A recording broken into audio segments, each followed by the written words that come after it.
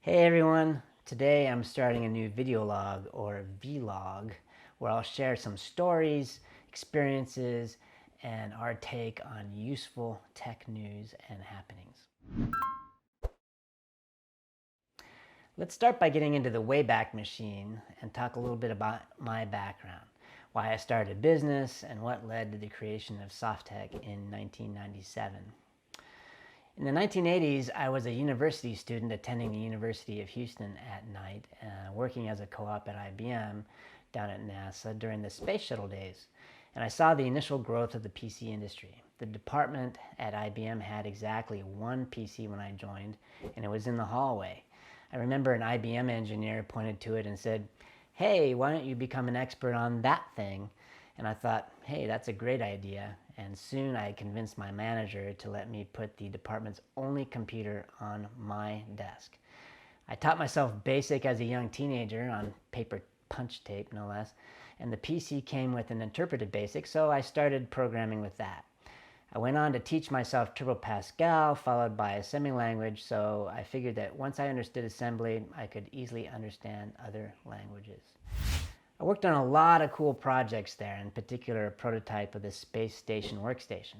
We were exploring user interfaces and ways an astronaut could interact with the computer while suited up. We had keyboard input as well as trackball, touch, and voice commands, and they could all be used interchangeably. Again, this was back in the 80s, so it was pretty advanced stuff for the time. As part of that work, I saw there was a lack of tools for doing things like displaying graphics images. So I'm 23, I'm studying electrical engineering at night, and I'm working at IBM for the space program. Why would I leave all that?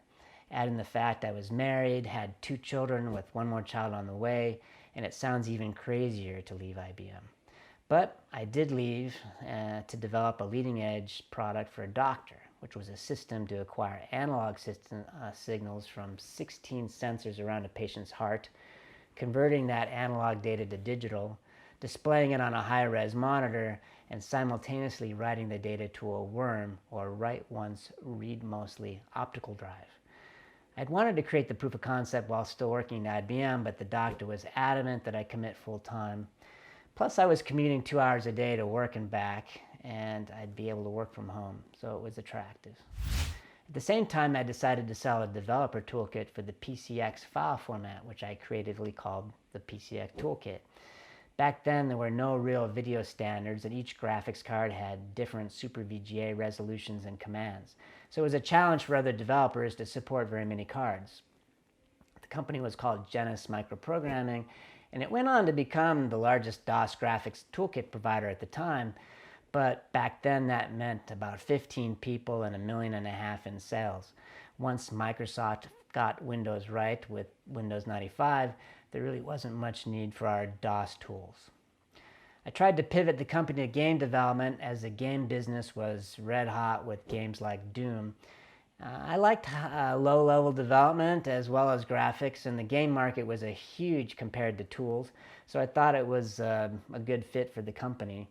I played a game we called Nerf War with my 5 kids, running around shooting at each other with the different Nerf toys.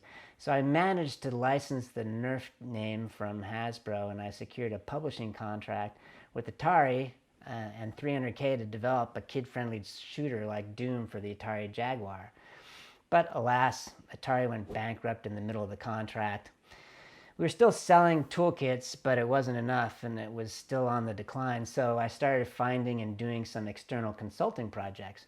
One of the first was for a company called Compaq here in Houston for a product called PC Theater, which combined a PC with a 36-inch TV.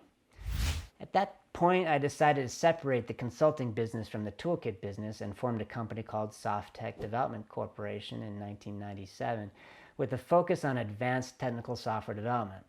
We went on to do many projects for Compaq and later HP involving printers, scanners, cameras, MP3 players, running the iPac developer program, which got us into mobile development before it was cool, set-top boxes, and even custom hardware devices for HP partners like Disney.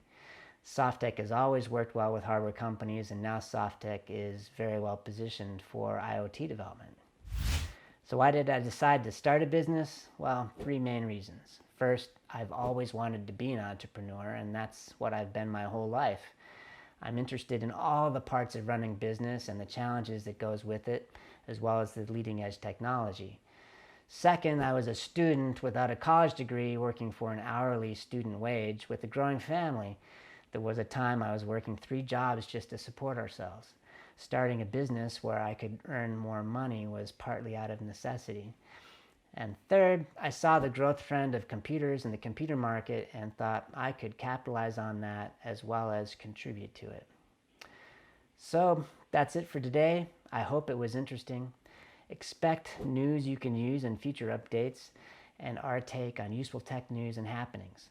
For example, I just recently completed a podcast for IoT for All about why 75% of IoT projects fail, which is now available at iotforall.com, which is IoTforall.com, and popular podcasting apps. Give it a listen and let me know what you think.